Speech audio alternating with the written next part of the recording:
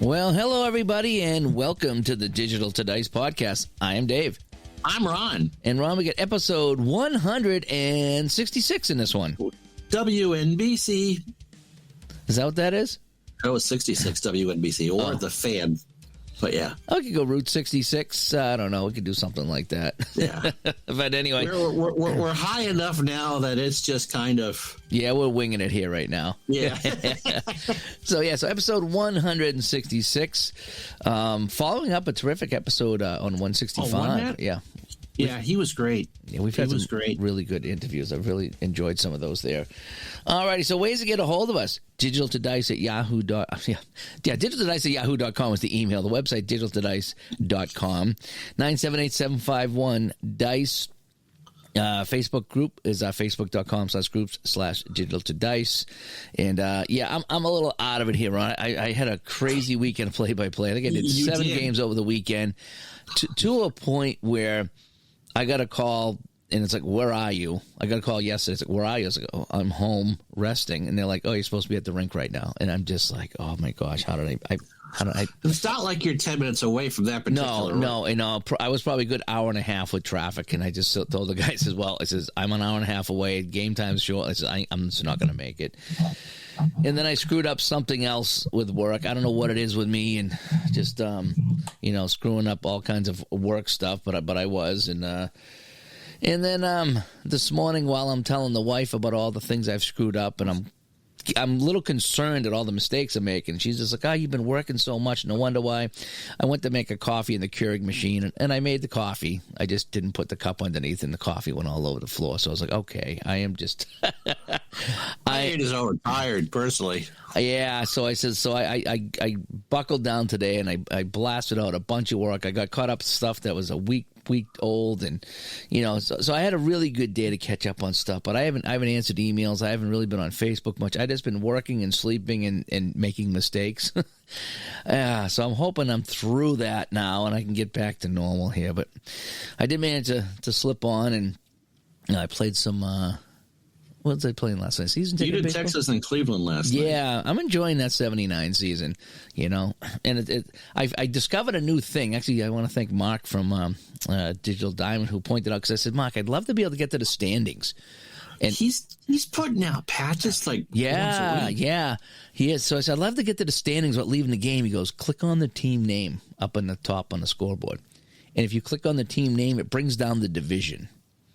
And it gives it gives you division standings, and it talks a little bit about the team too, like some of the leaders and some of this. I was like, "Holy cow, this is so!" The more I click, the more I find in that game, and it's just like, "Oh man, Digital Diamond, he did such a good job." I'm using that as a companion. It's just so much fun. So he's a good programmer who's a gamer, and you can tell. Yes, he is. Yeah.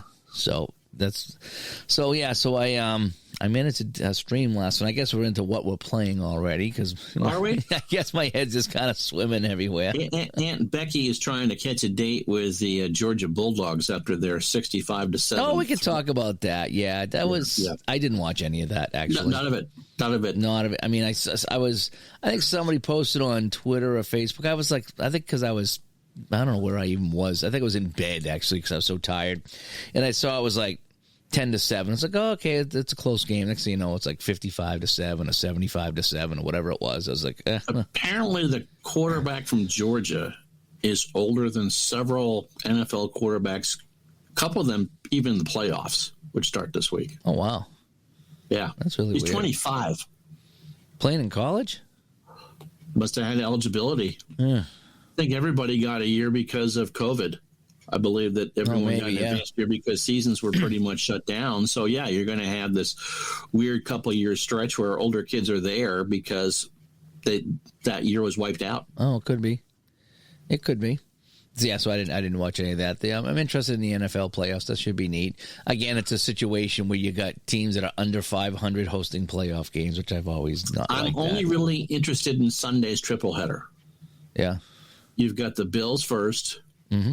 You got the Giants and Vikings second, and then the Ravens and the Bengals third.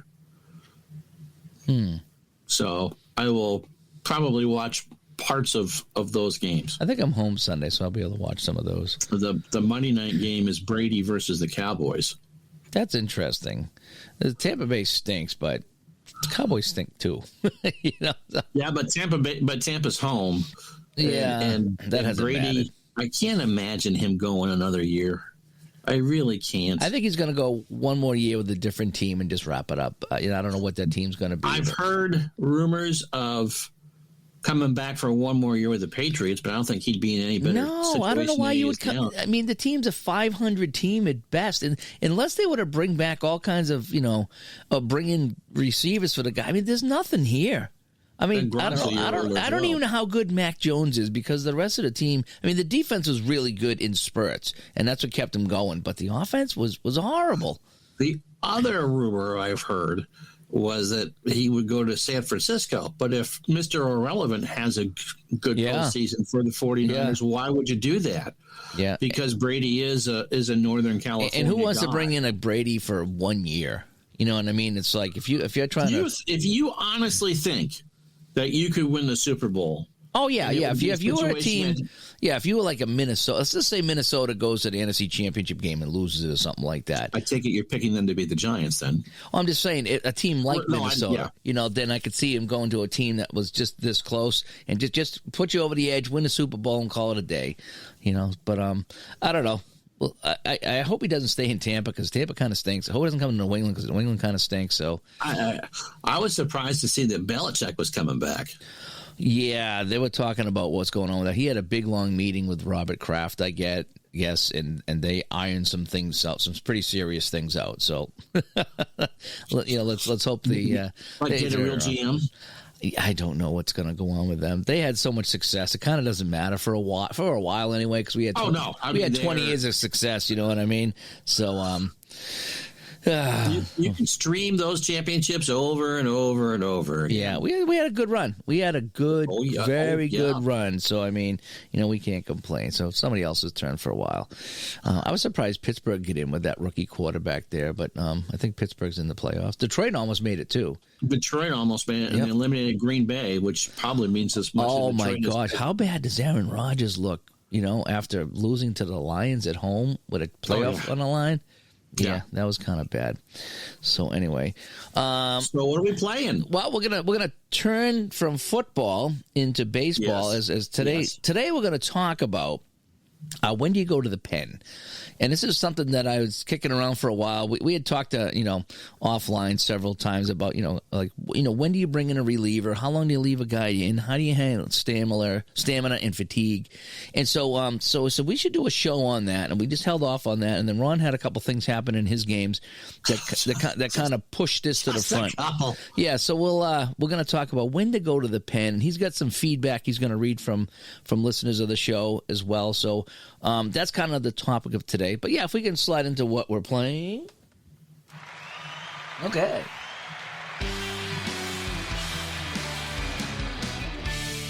Give yourself a standing O for that, okay? Hitting the right button. As small victories today, just small victories. There was a girl I liked in college, and she was trying to do a DJ show. She's not going to listen. I'm still not going to tell you the name. And she would hit the wrong button every once in a while because we had the cart machines and all that. And she would just look at me. She didn't like me that much and say, "So many buttons, so few brain cells." Yeah, it's funny when you hit the wrong button sometimes. Sometimes it makes it more funny, but But anyway, so I guess we'll go back to what happens. Season ticket baseball. You love that game. I love that game. I do. There's so many things about it that I absolutely love. And I keep adding more and more to it, because I talked about how you can play the basic game, and then you can go into the 38-page rule book and add all kinds of things to this game. And so little by little, I add things, some of the more advanced things that you can use and not use. But I've been electing to use. On the verge, once we get into March, of a pretty serious new release, integrating Status Pro and opening up all the charts and tables for Digital Diamond as well.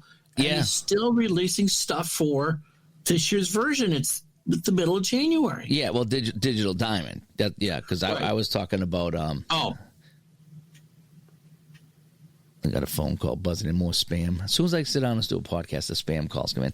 Yeah, no, I was talking about season ticket. I am using Digital Diamond to do my as the companion. Oh my gosh, it is so good. I love that. That combination is so good. And Clay's been working on season ticket since before we had him on. Yeah. We're gonna have him on again pretty soon. I gotta get a hold of him and nail him down because I want to talk to him about this game.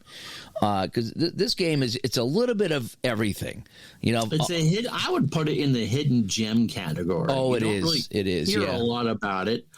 No, you don't hear much about it. But like when you sit down, if you were to list out the things that you want in a game, and at least from me. This really, this hits all the buttons for me. It checks all the boxes. All the things that I want in a game are in this game. Maybe not every single thing that I want, but close enough. Yeah, but close enough. Yeah, exactly right. So just for that reason, I really like this game. It plays smooth. It plays fast. It has, it just, like I say, I could gush on and on about it, but I really, really like it. You know, and I like it. I like Pocket Pennant Run. You know, Pocket Pennant Run, the second edition, is fantastic. They really did a good job of that. So I alternate between the two in my 79 season, and that's basically what I've been playing. I think I played the Spiders the other day. They got their 20 wins, right? I think they got their 20 wins. And so now we're looking for 21. I think they did. They're at 19 right now. And I think they're getting really close because the season's winding down. So I need to see how many games are left and see if I can get them win 20 or 21. I forget where I am right now, but I'm real close to that 20 mark right now in 1899. So that's mostly what I've been playing. I've been itching to play some APA hockey.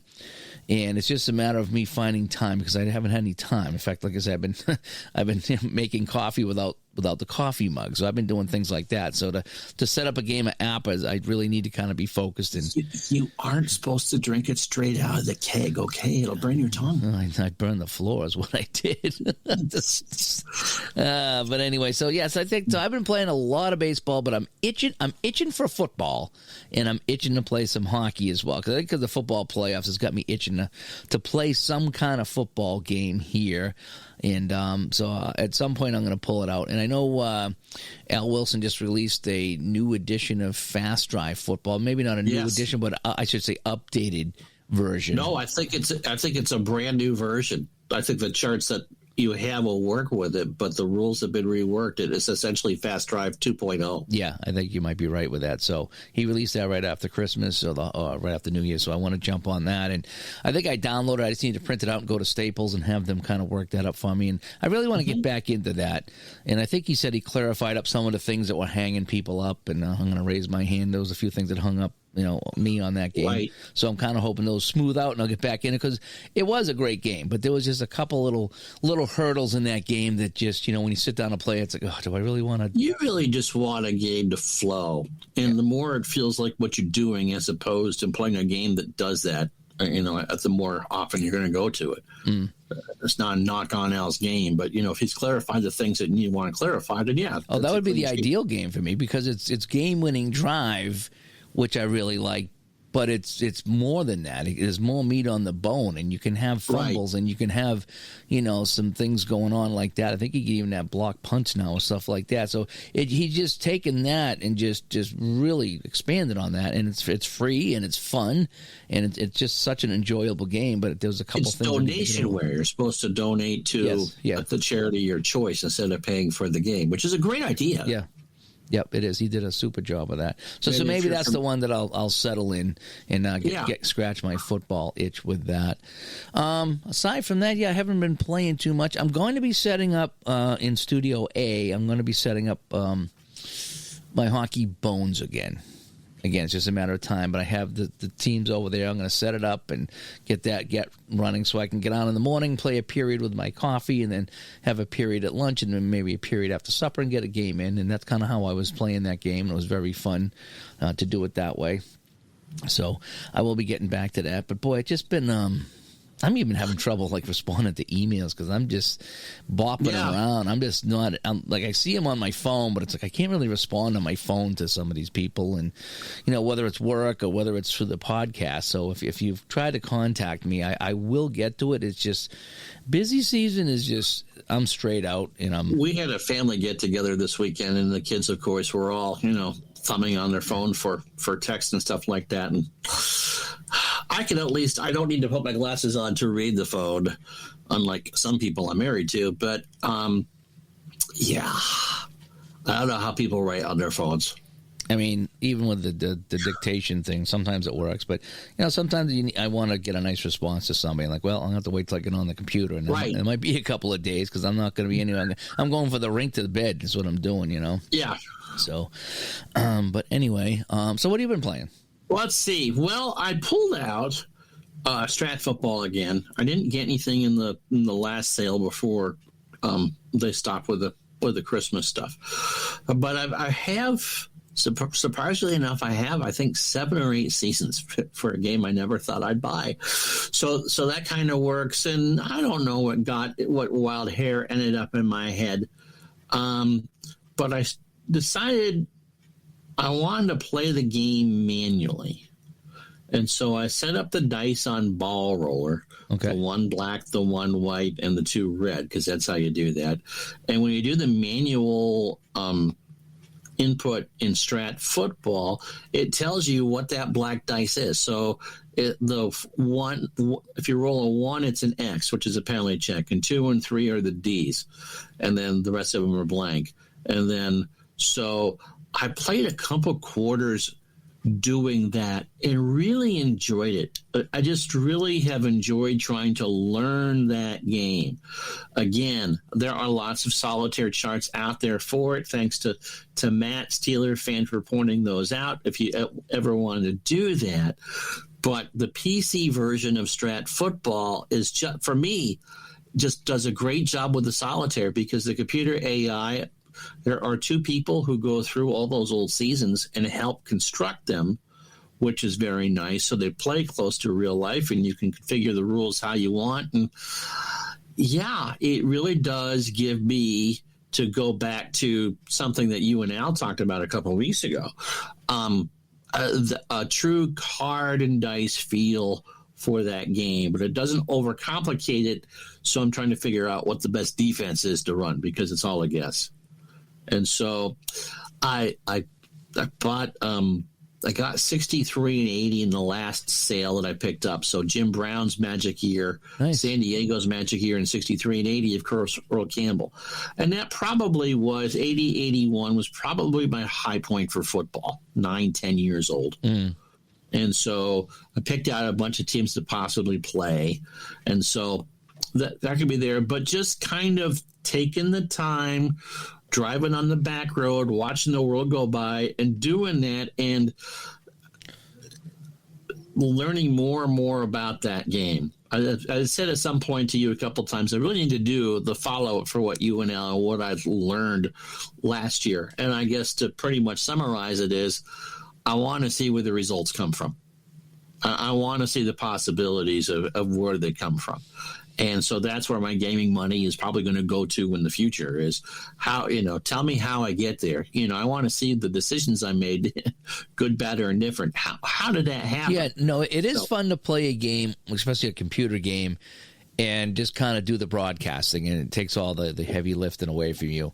But again, since I've been playing the season ticket and the pocket pennant run, I'm enjoying rolling the dice and then looking at the card or the chart to figure out what happened.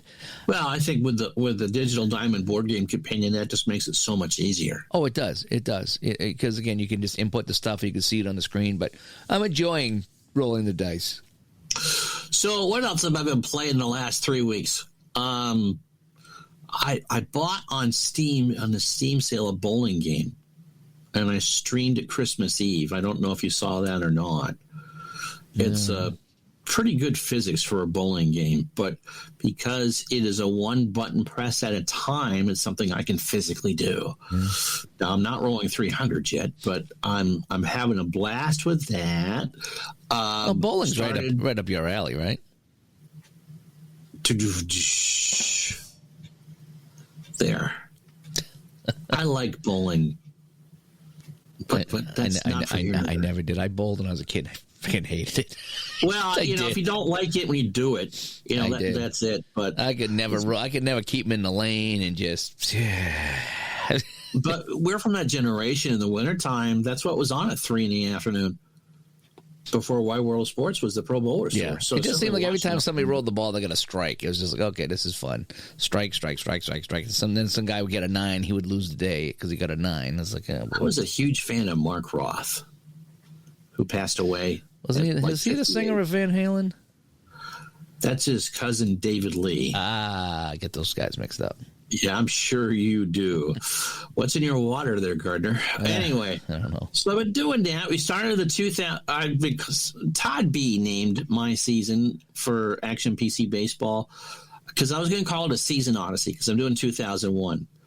And he's calling it 2001 an Action PC Odyssey. And I like that. So that's how I'm opening up the broadcast this year with that. So we're almost 2 weeks into the season.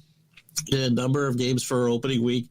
The topic of the show kind of came from a game I played Tuesday night. And tomorrow on the stream, it's the Red Sox and the Yankees with Clemens going for the Yankees and Pedro Martinez for the Red Sox. Ooh, nice. Yeah, so it's Anakin Skywalker versus Luke. So that's been fun. That is right around in 2001. Actually, I had been married a few years, and we moved where I am now. We've lived in this building since 2001. And one of the cool things is Albert Pujols, who just retired with the Cardinals after several years away, hit 700 and some odd home runs in his career. He played his last game in October, and in January, I played, I think, his 4th game ever. Oh, nice. We did a St. Louis, Arizona game, which I'll talk about more when we get to the topic of the show. So almost 2 weeks into that, I already have a surprise. The Reds, I believe, are 7-3, and they weren't very good that particular year, and that's when they had Ken Griffey. So that's gone well. We'll be doing some golf again next week. What else have I been playing? And some strap basketball, too. That Celtic team is so much fun. So much fun. Tom Lynn. I don't know if he does pretty much a nightly 85-86 Celtics game against other cards that he has over the years. And so it's not always the same, not from the same stock season, but, he might play him against a late 70s Laker team or a Jordan team, or that's fun. That's fun too. So I'm enjoying the heck out of that. What was it? Oh, Washington. They were at the Cap Center to play the Bullets, and the Bullets had to be down 18 points in the second quarter. Ugh.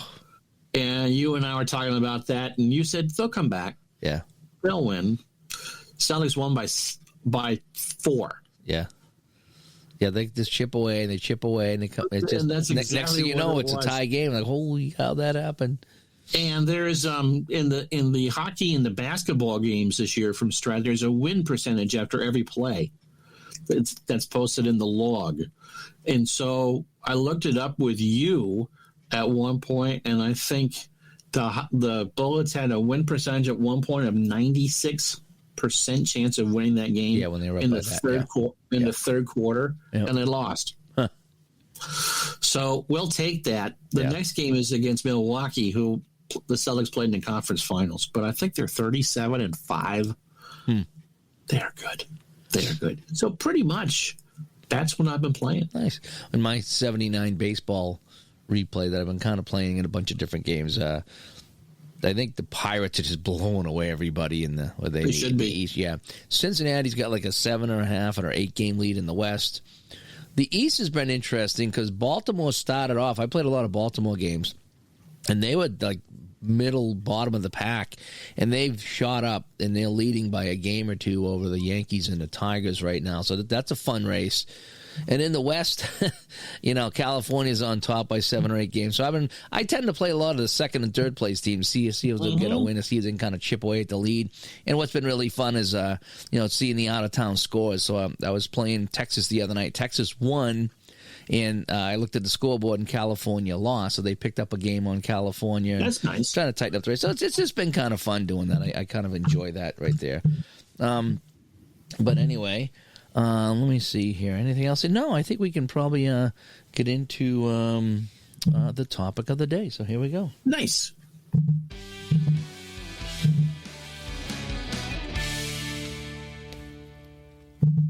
Boom, boom, boom, boom. Boom, boom, boom. Is that your heart beating?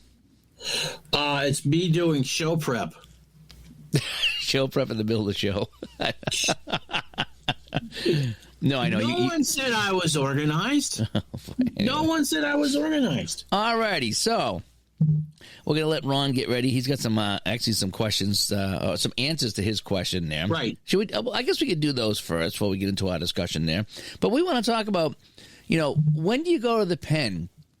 And before I give my answer, and before Ron gives his answer, this kind of stemmed from one of your games you played this week, right? It was St. Louis and Arizona Tuesday night, and Bobby Witt, Massachusetts native, was on the hill for Arizona, and he was only rated for 90 pitches. It turns out he got hurt in real life in this game, as I was told, and I pretty much ended his career with this game in the sim. And so, just an early season game between the team that I think is probably going to win the World Series and the St. Louis, was pretty good in their own right, not expecting anything. And so 90 pitches in Action PC pretty much gets you 5 if you're good, 6 if you're great, or in Bobby Witt's case, 8 2/3, because he just, after 4, the 4th inning, it'll start to flash if you got a no-hitter. Yeah. So it's like, okay, who cares? It's the 4th inning. And the 5th inning comes along, Witt, no-hitter alert. Okay, fine. He's almost right there. And, okay, I'll let it go for a little bit. I think he led off the bottom of the 5th or whatever, so he batted. 6th inning goes by. No hitter intact. Okay. There's no score in this game, by the way. Oh, boy. Absolutely no score. So you got to think of this and that. And so 7th inning goes by. No hitter intact. Arizona doesn't score. And so I'm starting to look at the pitch count. And if you're familiar with how they tell you about fatigue and Action PC for the pitchers, Gardner is fine. Gardner is starting to tire.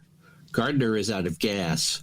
Gardner has a sore arm. Okay, those are the things that you go to there. And so we go to the 8th inning, and again, Witt's due to hit in the bottom of the 8th, and it's 1, 2, 3 for Witt. He's at 116 pitches or whatever it is.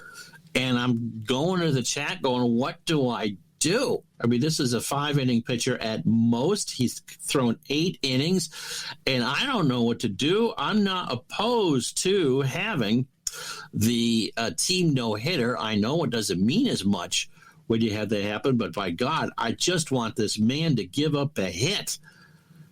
And Gardner has left the room, and I really want him to hear the end of the story. So, the chat was like, I'm not jinxing him for that, this, that, and the other thing. And so, again, we get to the bottom of the 8th, and Arizona can't get anybody on. Dale Kyle pitched for St. Louis, and he's throwing like a 2 or 3 hitter.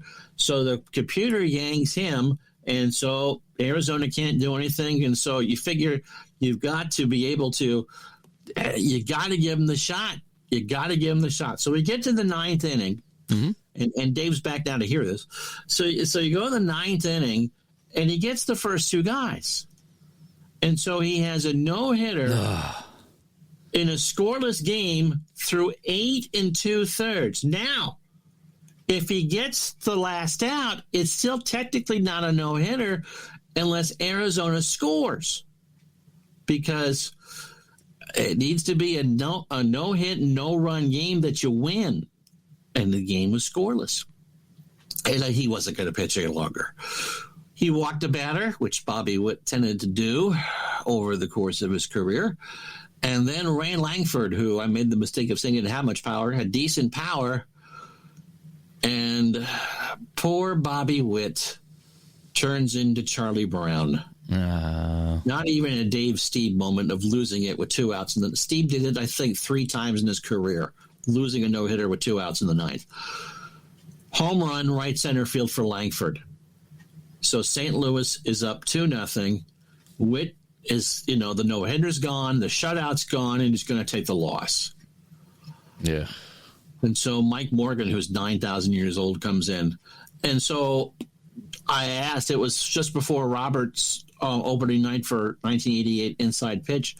And so I asked on the Facebook group, when do you pull a pitcher throwing a no-hitter? Because really, I should have yanked him after 6. Mm-hmm. If it was a real game, you weren't going to let someone rot out there for 135 pitches, which is what he threw. That's how Action PC controls fatigue. It gives you an expected pitch count and a hidden pitch count. And his expected pitch count was 90. His real pitch count was 90. And so I threw him out there for 45 more pitches than he should have thrown. And he lost the game. So I asked the question. You want me to read some of these now, right? Yeah. So you asked a question, and we got some responses here. So we'll go to the audience response. We got a lot of good responses, and of course, we're talking about gaming here, not necessarily real life. Yeah, real life.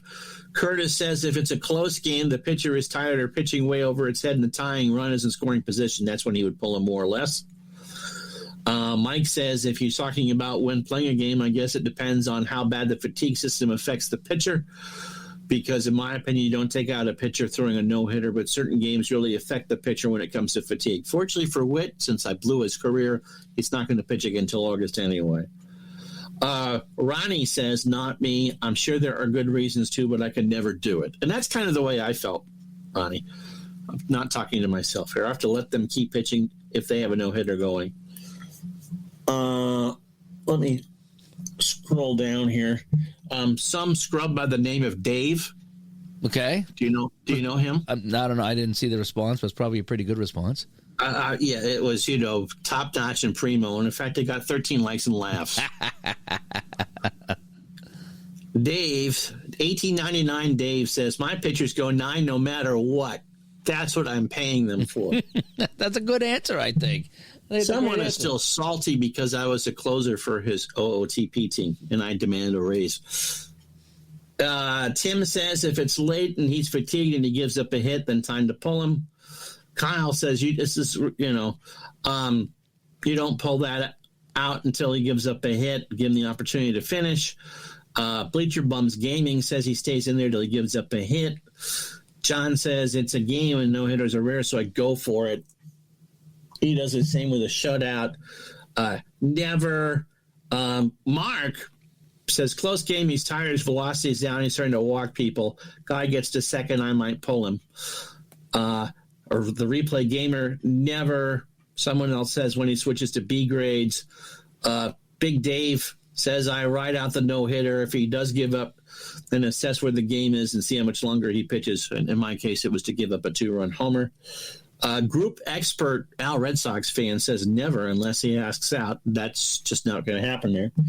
Lots of nevers. Well, someone wrote, I hadn't read this. If it's the Brewers, yank him right away. Otherwise, leave him in. Don says when he beans 18 batters in a row. But mostly it's all never. I'm trying to think if there's anything else. Kevin says depends on the era and if the rules have anything regarding fatigue. Games before 1990, probably never. That's a very good response. Let's see. Len says, why pull them in a dice game? In my dice seasons, I don't even pull them out if they have a shutout going. It could be 12-0, and I'm still not pulling them. Let them try for a shutout. I suppose it all depends on the engine. No, and all that. So, really, in a card and dice game, I guess I did what most people would have done. If it was late, it's also, I think one of the reasons why I left them in, it's April. They're 4 games into the season. Right, yeah. If it's a game in September and it's clutch, I'm not leaving out someone to get a career thing. I've got to win the game. Yeah. Just because you could have what happened when I happened, or I had happened. But I guess I played that correct, but I didn't tell people the exact situation when I posted that. So good to see a lot of validation for that, except for that bum. No, stop. Spiders, dude. So let me kind of go over some things. So what would here. you do in that situation? All right, so I'm actually made some notes here, okay, because I do show prep too, okay. So just you're not the only one that does show prep. So you're gonna give me a hard time when I have a mouthful of water. All right. So a lot of people said exactly what I was thinking, and yeah. So the 4 or 5 different things that I was thinking about. They all were touched on. One of them was, again, what's the score of the game? Does he have a lead? If it's in the 8th and it's 6-0 and he's pitching a no-hitter, I'm leaving him in, okay? I don't care how tired he is. I'm leaving him in. And I did that one time with Season Ticket. Nolan Ryan was ridiculously fatigued, but I was trying to get a few more strikeouts out of him, you know what I mean? And I know one bad roll and he was done for, and it was going to be a home run, but, but I was trying to get him a few more strikeouts because it was Ryan. I played a game the other night, and I don't remember who the pitcher was, but he was fatigued, and I says, I'm going to leave him in, and he struck out the side. In the 9th, you know what I mean? So it's like, yeah. So anyway, let me get back onto my list. So, do you have a lead? How big is the lead? So I think it's all about the game conditions, and everybody touched on it. The other thing is, if he's got the shutout going and he walks a couple of batters, now he's got 2 men on and nobody out, no hitter, close game in September. Yeah, you got to take him out. Like I say, April, May, different situation. They're not critical of a game. But again, if you're in a playoff hunt, that's the other thing. If you're the last place team, you might not care if it's September. For the 7 people that are there, they're rooting for the guy. But if you're in contention and you need to get the win, and this guy's just starting to get tired and start to walk people or hit batters or wild pitch or something like that, even with cards and dice, I think you got to look at taking him out at that point there. The other thing is someone brought up too that I was going to bring up is what game engine are you using? Because different game engines handle fatigue very differently. Interesting, because if it was Appa, his grade would have been bumped up from I'm sure he'd have been a D pitcher or maybe a C pitcher to an A with a no-hitter going. To encourage you to leave him in there. There is no fatigue at that point. Yeah. So I somebody brought that up, like what game engine you're using and what is the penalty for that too? Strat, he probably would have hit his point of weakness because he probably was only rated for 5 innings as a starter. Yeah. So he would have hit his point of weakness probably going into the 9th. And for that, it's on his card and wherever those dots are. Yeah. Yeah, but again, it comes down to like someone else. It's not necessarily as penal as it could be for another games. Well, that's what I was getting at. So what is the penalty when you start getting fatigued? Different games handle it different ways. And how does Season Ticket handle that? Season Ticket, what they do is you roll a 6-sided die, and 1 and 2 come off the pitcher cards. 3 and 4 come off the batter cards. A 5 is either a rare play or a defensive check. 6 is a ballpark check. 6 is where the fatigue comes in on Season Ticket. So in other words, so you roll a 6, you're going to get anywhere from a 600 to a 699. If you're fatigued, you add 10. For every level of fatigue, you add 10. So a 600 is a 610. So the higher the number, the chances of getting a deep drive or a double or a triple or whatever it is dramatically go up. Is 699 a homer? It's not an automatic home run, but it's a deep drive. Okay. Anything over 699 is a deep drive. So what you want to do... That's an intriguing way to do that. Yes. Replay as Dave reaches for something. Yeah, so, okay, go ahead. All right, so just to give you an idea, Fenway Park in 75, a 600 to a 662 is an out of some kind. Okay. 663 and is a wild pitch. Then you have a hit by a pitch. Then you get a bloop single. Then you have a bases clearing single. Then double, triple, walk, and then you got the deep drive for a potential home run. So as you get closer to 700, things get better and better. Although I don't know why they have a walk so high up there, but anyway.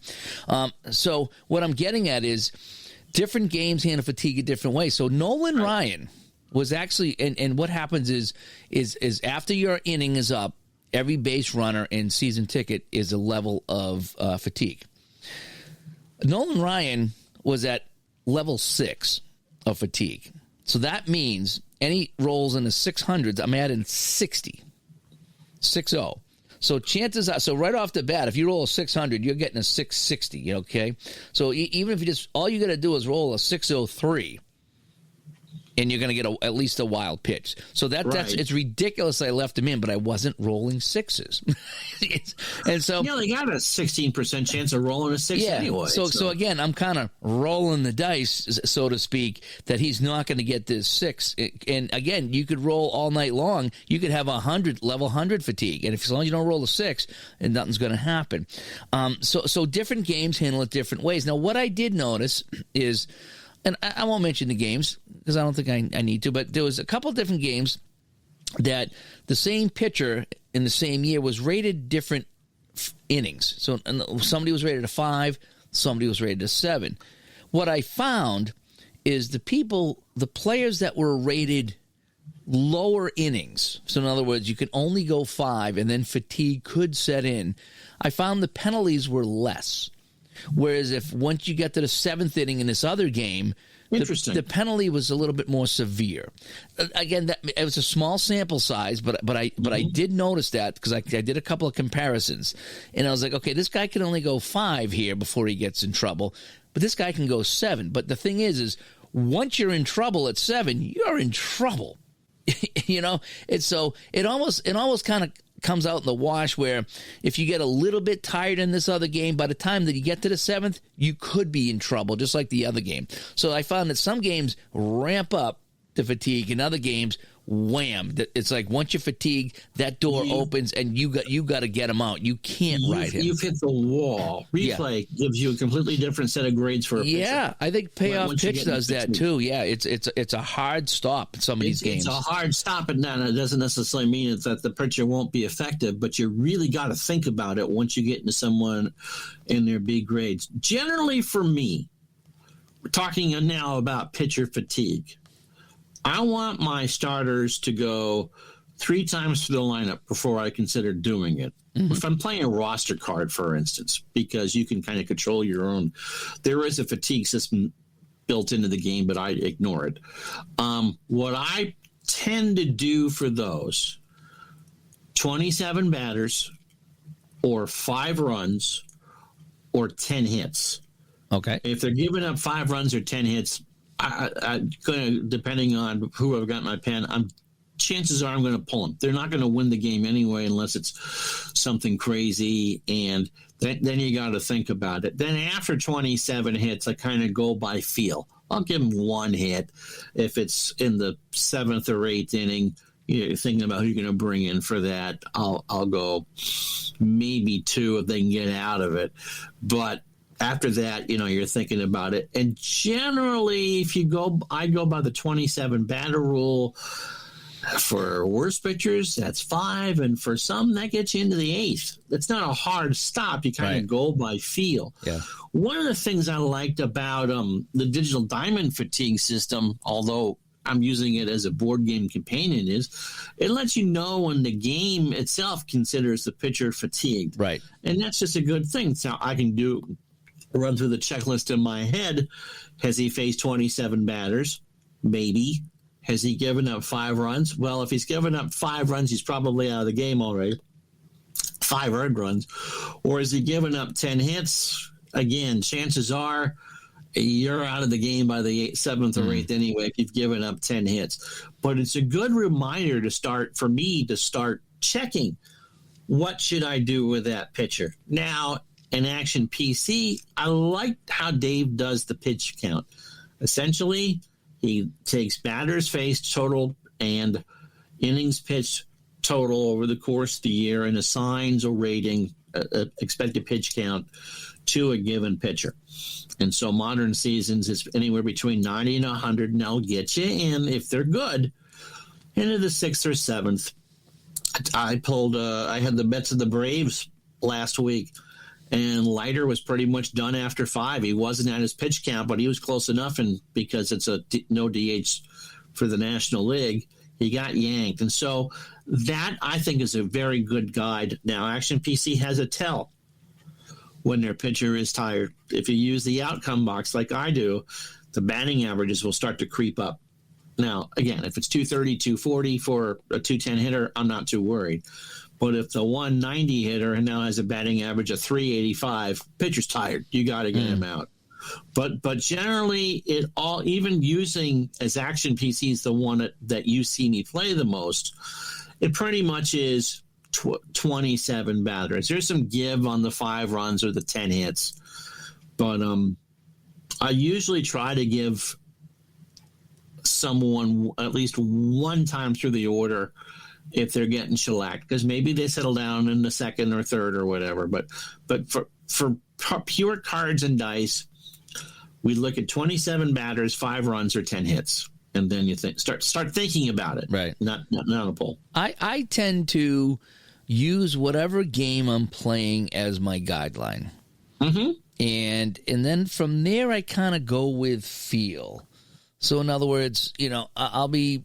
If I'm in season ticket and he says he's 5 innings, well, if he's mowing them down, and he's got a shutout, maybe a no hitter, or maybe a one hitter, maybe I let him go 6 before I start thinking about adding fatigue. Or maybe if he's in the 4th and he's getting racked, then I say, well, no, he's going to get fatigued right now. So I look at the game, I look at, how they're rated, and then, what the penalty is for, going over the fatigue level, or having stamina run out, or however you want to word it. And right. and I go on feel with every pitcher in every game. And sometimes I go right along with what the game says, because the game's going along. It's kind of a, quote, normal game, nothing good, nothing bad, medium-sized game. And I say, okay, he's given up 3 runs and 7 hits, and he's good for 6 innings. So in the 7th, he's going to have some problems, And in some games, it's a hard stop. I think Pocket Pennant Run, once they cross over into the next inning. Like replay. It's an automatic drop, no matter what, if he's got a shot or not. But again, cards and dice, you control that. So if I got a pitcher that's pitching very well, and he's good for 7 innings, and he's mowing him down, I'm going to let him go 8, and I'm not dropping him down at all. So as far as handling the stamina and things like that, I tend to try to use the game engine as a guideline. Sometimes it's strict, sometimes it's loose, but it really depends, like you said, on the game. You want to give him 27, but if he's flying through that 27, he's going to keep going. If he struggles through that 27, then yeah, his time is up. I have a hard cap of 36 batters. He better be in the 9th if he's staying in. If he's trying to get the shutout or trying to lock down a win, I really don't want someone to go through the lineup a 5th time. Yeah. Now, again, we're talking older seasons. That would never happen today. But, yeah, strat system of the point of weakness, and you have some flexibility. So someone, let's say, is a starter 6. He can go in that 7th inning and not be fatigued, but I think it's a combination of 3 walks or hits. And then he becomes fatigued. Then you kind of look at the card. Now, where are those points of weaknesses? If it's on a 6, 7, or 8 on the pitcher's column, he's going to hit that because those are the most common dice rolls. And again, okay, it's time to go. But if I need to, especially in a National League game, which I played more of than you have over the years, where is he in the lineup? Mm-hmm. Do I need to milk this guy? Because I don't want to burn another pitcher, and I don't want to pull any of my fielders because they're halfway decent to do a double switch. I need Dave Gardner to get me through the 7th because he's due to bat second. Yeah, I've done that too. Yeah, when you play National League, it's obviously a lot different than American League and pre-American League 73. Yeah, so it's like you look at that, and that actually makes it kind of fun when you're playing the game. Especially managing both teams. And again, I'm mostly playing season ticket and Pocket Pennant Run when I'm talking about what I'm doing here. But it is kind of fun when you look at that and you're like, okay, you're right. He's coming up to bat. If I take him out and put in another pitcher, the pitcher's gonna face two guys, and then he's done, and I got to bring in another pitcher because I'm gonna pinch hit for him. That's the thing. I've gotten burned so much in Action PC over the years, going one more out. I need you to get one more out, base runner, and you say a bad word to yourself, or just kind of smile if you're on the stream. You know you got to burn the pitcher. Yeah. Try to find someone with a limited stamina anyway, because he's going to get pinch hit for. Yeah. Now, if my guy's got a shutout or close to a shutout, I haven't had any no-hitters really, but I've had a couple guys with shutouts. Or, I got a 7-1 lead, and I'm in the eighth, and he's tired, and he's got some kind of small fatigue going on. Maybe it's not terrible. Maybe he dropped a grade in pocket penning, or he's got 1 or 2 levels of fatigue in season ticket. Mm-hmm. I tend to ride the guy. I like to see if I can get complete games out of people. I'm not a guy to quickly go to the pen. It's just not me. And one of the people wrote in on the comments that, if he gets a hit, I'll let him go till he gets a hit or someone gets in scoring position. And I'm kind of the same way. I'm going to ride this guy. I think so too. I think it also depends on the era. For the seasons that you're playing, 70s and 80s, they would let that guy go. It's like, okay, you're not near the number 3 or 4 guy in the rotation, but look, if I can rest my bullpen today because I know I have a backhand starter going tomorrow, then I'm going to do it. Or just if you're too tired and it's still a 12-4 game, then that's when you go to the pen and put in the guy with a 5 ERA. He's not going to force you to burn. One of the things that Digital Diamond does really well is that when you go to the pen, it shows you all the available pitches. It shows you who's in the rotation, so you don't want to touch the starters. But even the relief pitches, sometimes they're showing red, and that means that they were in the game maybe the day before, and then that's not the guy you want to go with. And so I work around that too sometimes. I'm like, okay, I'm going to bring in a guy that's either not red. Maybe he's orange, or maybe he's black or green or whatever the other color is. So I'll bring in that pitcher, even though that's not the one that I want. But you talk about resting the bullpen, and so I try to do that. I try to, again, if I'm winning, there was a game I was smoking something. It was like 9-1. It wasn't even the Spiders. It was another game, and it was 9-1. And this guy was just exhausted, and I just kept letting him throw, and he'd give up a hit, he'd give up a run, and I'm like, as long as he doesn't load the bases, and it's like a 3 or 4 run game, I'm going to see if I can save my bullpen. I'll let this guy ride it out. And then, he'll give up a hit and a run, and then he'll get the occasional fly out or ground out. And somehow, some way, and again, it's all done by feel, but maybe at some point, if he gives up like 2 or 3 hits in a row, or he hits a batter or walks him, okay, all right, I tried to save the bullpen, but we need to get this guy out of here. And that's how I have my fun when I play these baseball games, is I really try to let the guy. It's his game to win or lose. See if you can get it done. But at some point, it's like, I think we got to take him out. Again, big leads are different than small leads. Are we in a pennant race or not? Are you trying to get him to no-hitter? I was trying to get Nolan Ryan a ton of strikeouts that one day because he was mowing him down. But again, his fatigue was level 6 in season ticket, which is that's a 60 boost, you said, right? Yeah. So basically anything in the 600s was going to be some kind of a hit or something like that. So and luckily I didn't. But there was a couple other pitches that I had level 2 fatigue, and I rolled a 6. I think I rolled a 6, 6-6 or 6-7, and boom, that's with a 20 bump, that's up near 680, 690, and now they're racking them around. So again, depending on the game and how they handle the penalty and how long he can go is kind of how I determine. And basically, if I took all those answers from all the people that wrote in and like kind of put them into one big pie, that I use every single one of them. I do. Yeah, I think I do too. I know that in Action PC, because you don't necessarily see this when I'm setting up the stream to go, when you put the picture in and put the lineup in, it'll tell you how many, who pitched the night before, who pitched the night before that, and so on and so forth.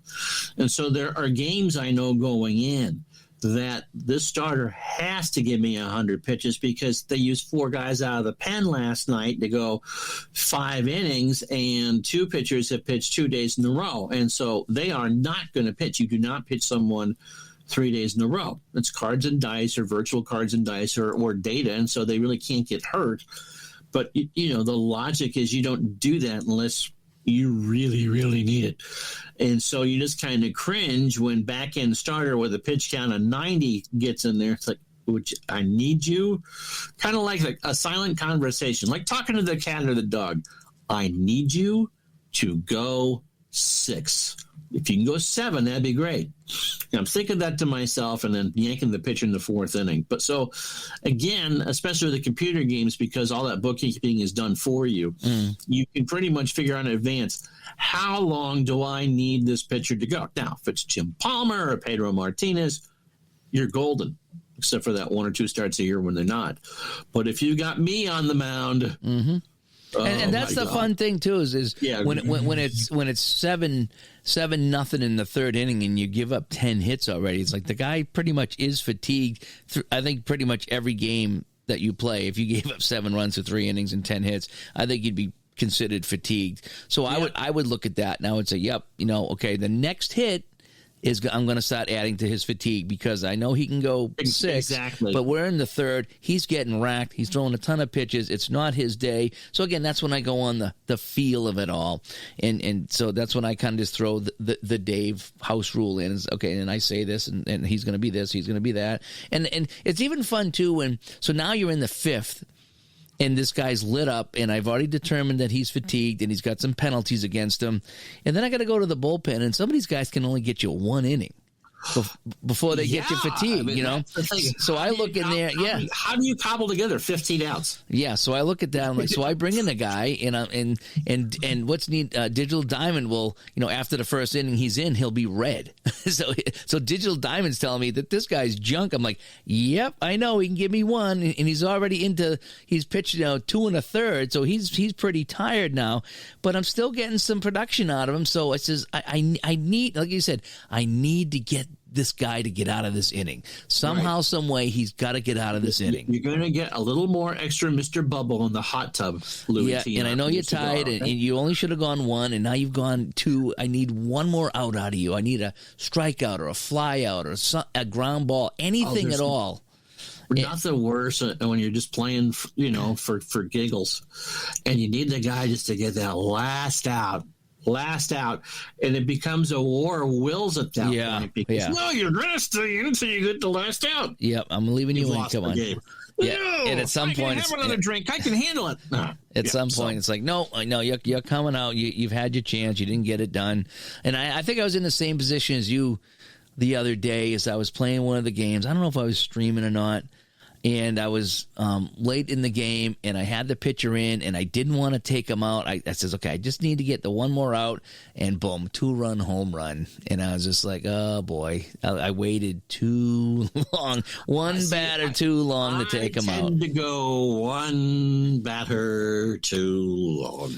I do, too. I'm the type of guy that does that, So I will say, though, I'm not huge into making sure my pitchers get shutouts if they have them. I look in situations and stuff, and if he's close, look, baseball seasons are marathons. They're not sprints, and so I'm not going to burn you for 140 pitches when he could throw 110, so you could beat somebody 2-0. It's nice to have there, and I think every game has a chance to be a complete game, even in the modern era, depending on how you do. But you got to be efficient about how you do it. And Action PC, where pitch count really is the fatigue factor. Look, if you're at 100 pitches in the 5th, and you're at 115 for the game, I don't care what the score is. You are not going the distance. I know, right? There was a game I played. Here we go. All right. I'll take our number 2, Monty. All right, so there was a game I played on the Sega Genesis. I think I still have it somewhere. I think it was called Tommy La Russa Baseball. Tony La Russa Baseball. Okay. And in this particular game on the Sega Genesis, it was a fun little game, the baseball game to play. You had to go into the bullpen and get 1 or 2 guys up and warm them up, because if you brought them in, they were cold and they were terrible. Cold. So you had to physically go into the bullpen in this game and warm them up, okay? If you forgot about them, they would continue throwing till they were tired and you couldn't bring them in. And so I would be like, okay, I got to start warming up some guys. So I bring up a lefty and a righty, start warming them up, right? And then I go back and check, and it's like they're warm.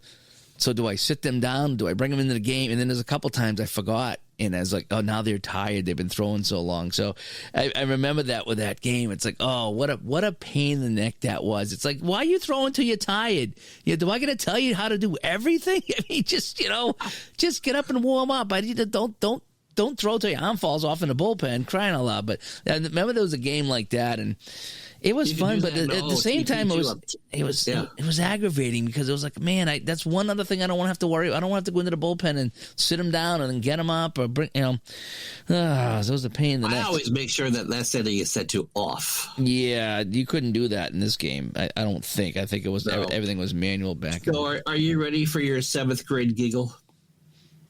All right, I'm ready for a 7th grade giggle. What I'm about to tell you is true, okay? This is absolutely the God's honest truth.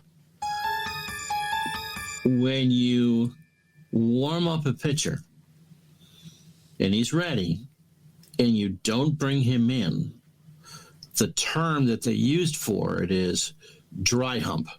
You've dry humped the pitcher. I'm absolutely serious about that. Huh. Okay. That's a terrible term for as far as I'm concerned, but I'm not. No, I'm not trying to get around to censor. That is what they call it. When I was covering the Nationals, oh yeah, so they dry hump Cody Glover again tonight. Like what? You think they come up with a better term than that? Term. Yeah. I mean, but no, I've never heard that. Never heard that.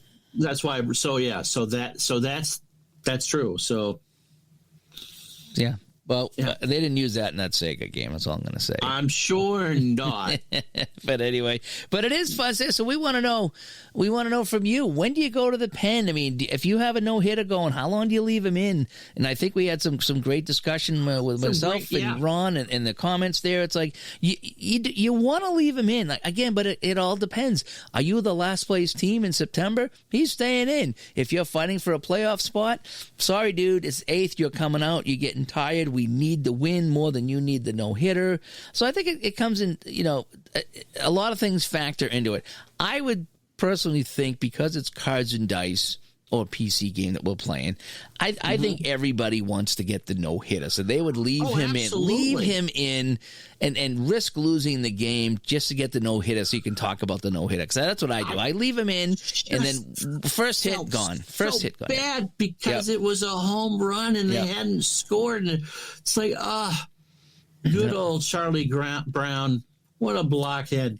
It's the one hit. St. Louis only got one hit the entire game. I think a couple years ago I played a game of Payoff Pitch, and it was Nolan Ryan, and I don't remember who the other guy was, and it was either 1-1, 2-2. It was either scoreless 1-1 or 2-2, and I went into the 11th inning with my original pitchers, and I looked up, I was like, holy cow! I'm in the 11th. They have no hits, so Ryan had a no hitter, but he wasn't winning, and I think I kept him in, and finally they got a hit, and I took him out on the 12th or something like that. But yeah, it was a weird game. I didn't even realize it until I looked down. I was like, holy cow, this team doesn't have any hits. And I didn't get it because we didn't win the game. But it happened. So we want to know from you, when do you take the pitcher out? When do you, how long do you leave in a reliever? What do you do with that stuff? Do you, are you constantly bringing in relievers? Do you burn out the bullpen? What do you do in a tie game? You know what I mean? You bring your closer in and it's still tied and you got to go another inning and this guy's tired now. It's like now you're running out of guys in the bullpen. In a game that I don't have fatigue or do my own fatigue, I try to limit any reliever to one time through the lineup. He's not going to get more than 9 batters just because he wouldn't do that. You don't want to burn him out for the future. For the closer, again, a lot of this depends on the era and whether they have a game tomorrow or not. Modern, 4 outs max. You go in the 10th, you've got an arm you haven't used today. You're not bringing that out there. But again, I think a lot of it depends on the era that you're playing too. Yeah. Because Goose Gossage could throw 4 innings. Bob Stanley could throw 4 innings. You might have hit the package store a couple times in those 4 innings. Well, Bob Stanley can give you 4 innings. Some of my relievers in season ticket, they got 3 or 4 innings on the relief, and so I'll keep that in mind when I bring somebody in, depending where we are in the game. But it is fun. It's kind of a mini game in the game is when to bring in the pitcher. Absolutely. Do you leave this guy in? Do you let him get rocked? I mean, sometimes I've had pitchers that get rocked early, then they settle down, and I can get them into the 7th or the 8th after a bad second inning or something like that. I had years ago, I was doing the 2012 Washington Nationals, and I think it was Chan Ho Park. And at the end of his career, or one of the Japanese pitchers at the end of their careers, and he had 60 pitches, and I brought him in the 13th inning and expected the game to be over. Like, okay, just give it the run so I can go on to do something else. It was a Gardner game for sure. He gave me 5.5 innings, scoreless innings. Jeebus, wow. So it does happen. But, so general rule of thumb for me for relievers, 1 time through and a closer 4 or 5 outs max, depending on the situation. Yep. So we want to know from you out there listening. Give us some comments on Facebook, on YouTube. What do you do when you handle pitches? What are the no hitters or shutouts or coming out of the pen or whatever? We want to know how you handle pitches. And again, it could be really come down to the game you're playing. And again, some games the fatigue builds up, and in some games it's a slam the door.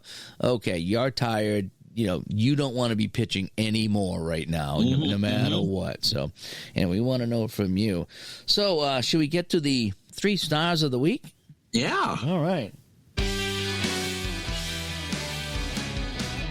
All right, so it's been a while since we did the 3 stars.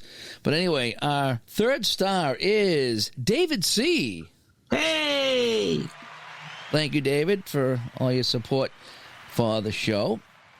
And then we have a new Patreon this week, Ron. We have Jimmy Batterton. Oh, wow.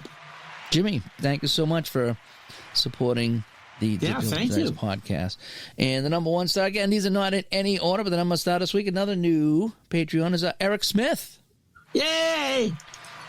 Eric, thank you so much. David, Jimmy, Eric, thank you so much. And everybody that supports us on Patreon so we can keep doing this show on a weekly basis and bring you some pretty good guests, I think. We've had some really good guests on the show. Yeah. And we have more lined up for you coming soon. All righty, so should we wrap up episode 166? Absolutely.